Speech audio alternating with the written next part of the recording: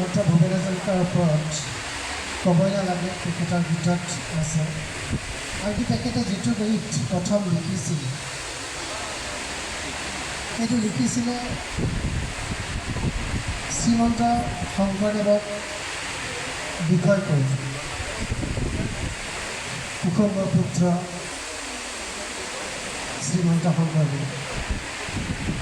গতিকে ইয়াৰ পৰা এটা কথা প্ৰমাণ পোৱা যায় যে আদিৰে পৰা তেখেতৰ সংগীত জীৱনৰ আৰম্ভণিৰ পৰা তেখেতৰ মুখ্য প্ৰভাৱ আছিলে গুৰুজনাৰ।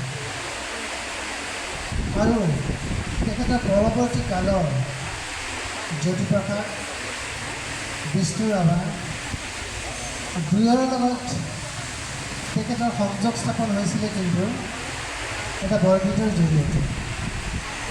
তেজপুৰত শংকৰদেৱৰ তিথি আছিলে আৰু সেই শংকৰদেৱৰ তিথিত ডক্টৰ ভূপেন হাজৰিকাই এটা বৰগীত গাইছিলে আৰু জ্যোতিপ্ৰসাদ আৰু বিষ্ণু ৰাভা তাত উপস্থিত আছিলে আৰু তেওঁলোকে মুগ্ধ হৈ ভাবিছিলে যে এইজন ল'ৰা কোন, তেওঁলোকে আৱিষ্কাৰ কৰিছিলে।